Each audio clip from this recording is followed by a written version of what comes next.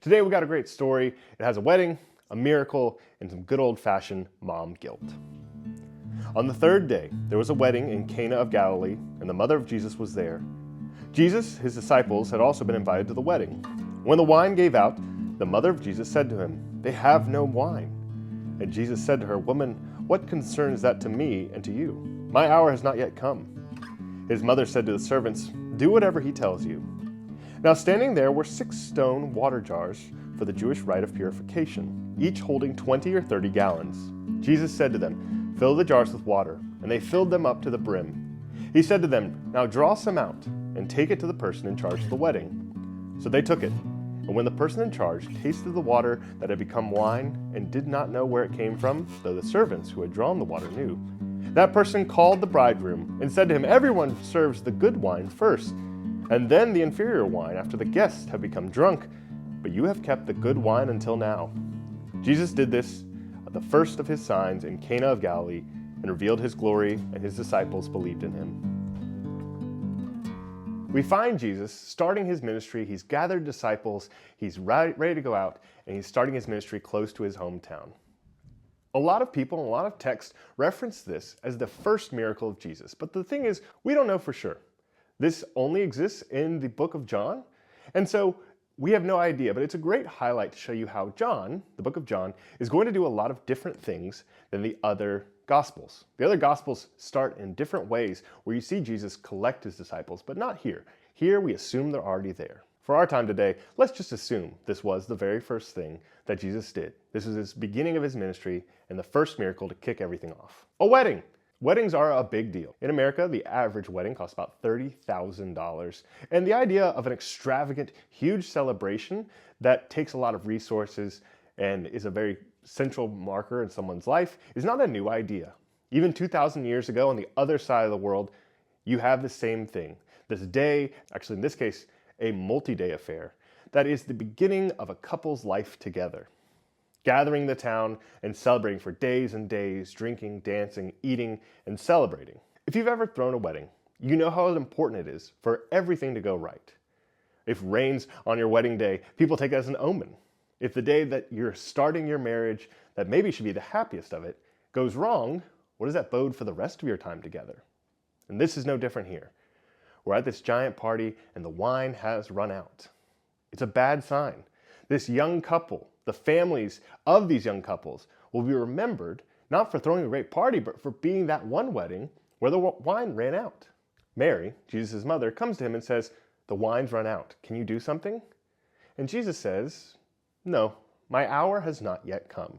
This isn't the way I want to start my ministry. This isn't the place where I begin." So what does Mary do? Like any good mom, she leaves the ball in his court.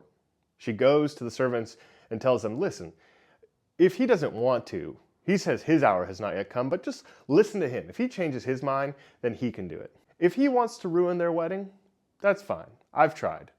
So Mary gives a little mom guilt and leaves. What happens next is something that happens occasionally in the Bible. Someone changes Jesus' mind. He had said, "No, my hour has not yet come." But after Mary says, "Fine, do whatever he says," he changes his tune and does it. He tells them to take the water normally used for washing feet and draw some out and pour it in a cup and take it to the host. And they declare the best wine. The good wine's finally out. Of course, they only bring the good wine out at the front because after you've had enough to drink, you don't taste what's good wine or bad wine. But they come out and they say, "This is the best wine we've ever had." I like to think of this as a secret miracle. What do I mean by that?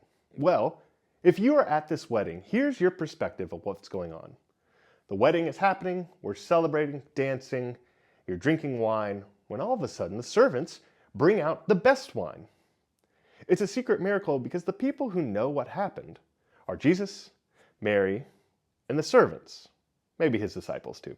But you have this small group of people. There are some ways you could have told this story where Jesus brings everyone together in the middle of the dance floor and changes it all in one swoop, but he doesn't. Jesus begins his ministry in a very quiet way, in the back room, for these people, these servants who have everything on the line, whose livelihood is at stake. If they had messed up this wine, then it would have been their life and their way of providing for themselves and their families that would have been taken away. It's a quiet miracle that happens in the back room where Mary changes Jesus' mind to help these poor servants. And I think that's a really great way for him to start. Not a big triumphal beginning, but in a very quiet miracle that saves a couple's wedding. So, why does Mary care? Why does Mary go to Jesus in the first place and ask him to help? Well, we don't know, and we can't know. The text never tells us, never gives us even a hint.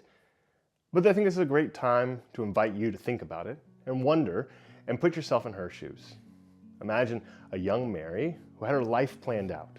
She was engaged, ready to begin her life with Joseph, and how she thought it was going to look one way. All of a sudden, something changes, and she is cast in a place where she doesn't get to have a wedding. A beautiful wedding with all her family celebrating. She begins her life on the wrong step, being labeled, being remembered as somebody of infidelity. And this idea that there's another young couple, maybe a young bride, who she can help turn the page and make sure that does not have the same fate she does. Protect her almost. Because she knows Jesus can do something to help. Like I said, we don't know. But I think something like that, a space where we can wonder and imagine, is one of the richest places we can find interesting thoughts. We'll never know, but I think that's okay sometimes.